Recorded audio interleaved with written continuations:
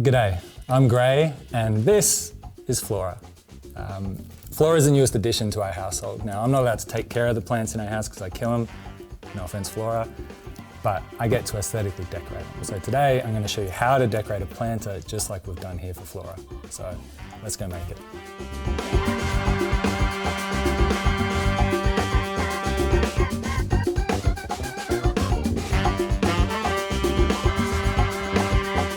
Things we'll need for today is a device that's connected to Design Space, planter, obviously, cutting machine, a trimmer, some accessories which we'll get in throughout the job, some paint, a dabber, transfer tape for transferring our design, and our Smart Stencil vinyl.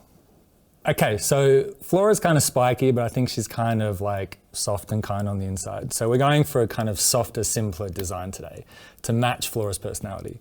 Now, I've gone through Design Space and I've found a ready-to-make project, which I really like. So we're gonna go in here and all we're gonna do is change the name to Flora. Now, color isn't really important, but I want it to look consistent on my screen. One thing I want to do quickly though is just check the size. So I'm going to take Flora carefully out of her little planter. Sorry girl. And measure how big I want my design. So I don't really have a good measuring tool here. So what I'm going to do is actually use the back of this Smart Stencil vinyl because it's got 1 inch grid on the back. Inches, Americans love it. So I think I want this design to be about 3.5 inches in width. So I'm going to go in here to my width, change this to 3.5. Now,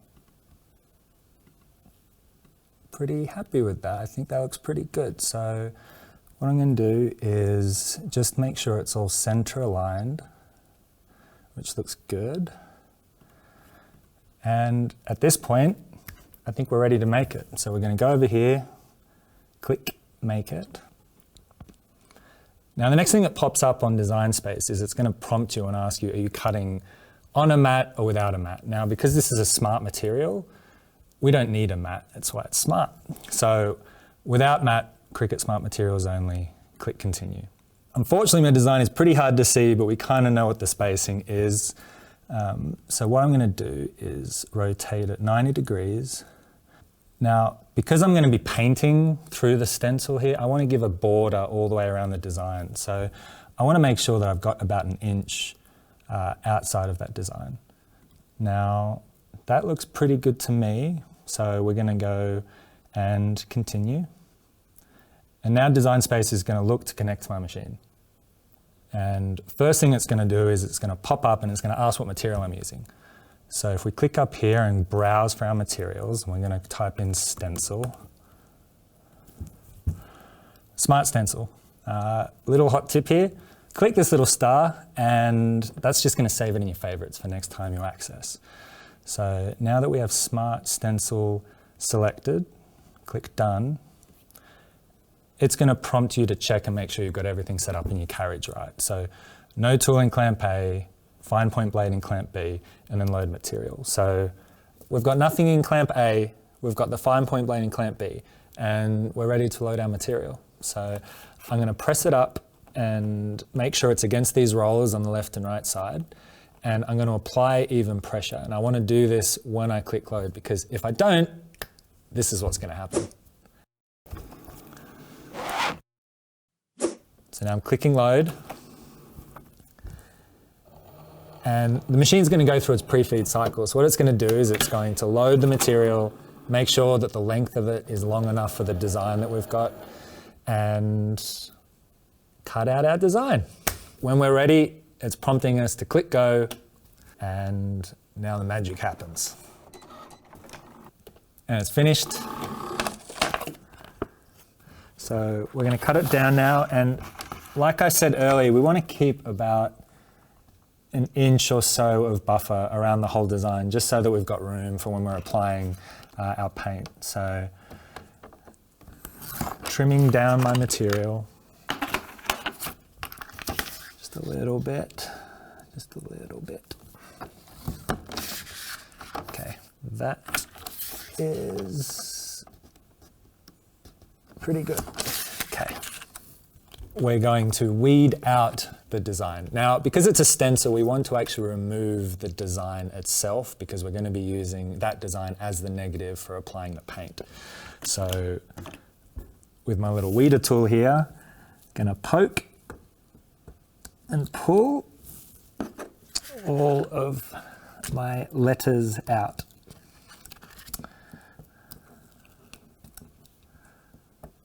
Now what I'm going to do is I'm going to transfer my design onto the transfer tape because then we're going to get it onto the planter. So here we go. Now applying my transfer tape over my design, and I'm going to use my scraper tool just to make sure we've got all of the design done. Now, little tip is do it from the back as well. It just helps like adhere to the transfer tape.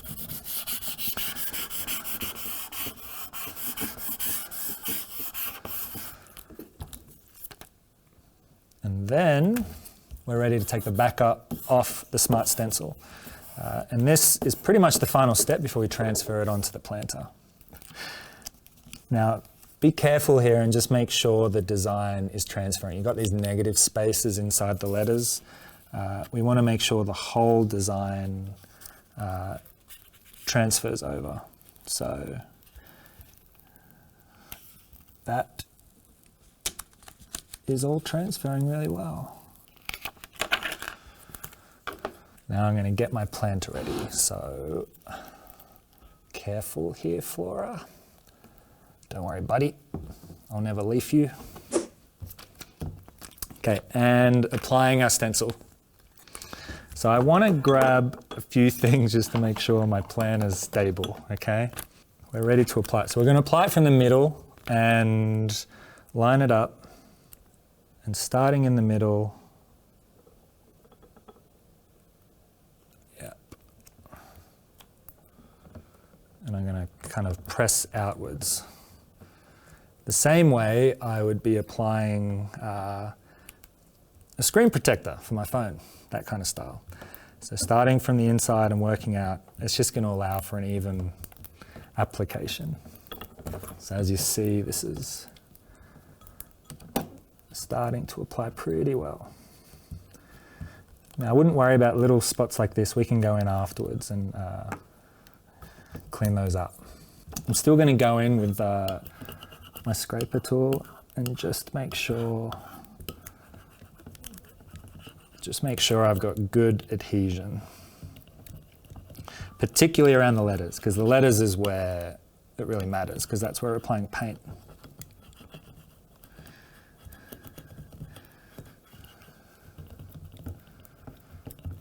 Okay, and then now removing transfer tape. And again, you don't want to go too quick because you want to just make sure your design adheres really well and transfers.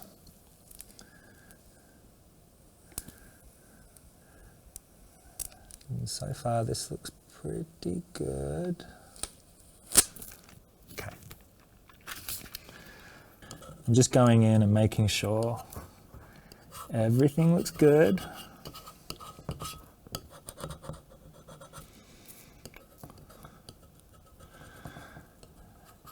And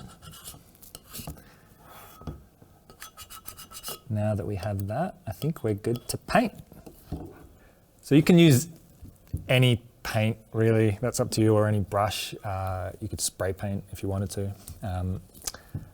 I'm just going to dab this paint on. Now this is dab in the paint sense, not that, yeah, the sense of the backstage crew right now. Dab or daub, because I always got confused with that. I think daub is a different style, but if you are following along at home right now, you're doing a great daub. Okay, enough stupid puns, I'm sorry.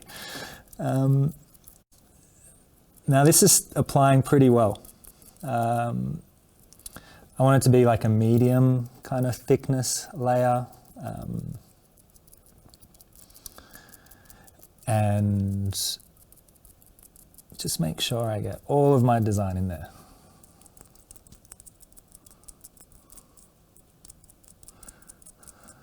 Typically you might want you want to remove the stencil with a wet paint just so it doesn't stick.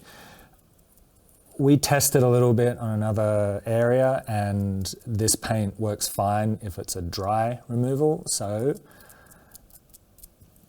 I'm going to set this guy down and wait for my paint to dry.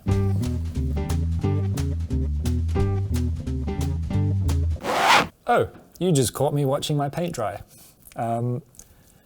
Lucky for you, you didn't have to watch that, but it's dry. So we get to remove the stencil now. So let's see how we go. Let's take a leap of faith.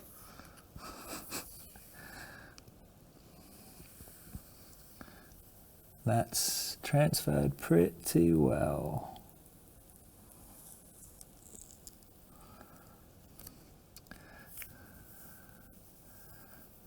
There we go, there's the A, R, O,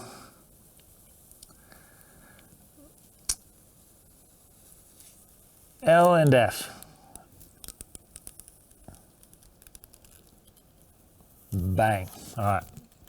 Now it's going to remove the little negatives in the letters. Flora, this is looking fantastic.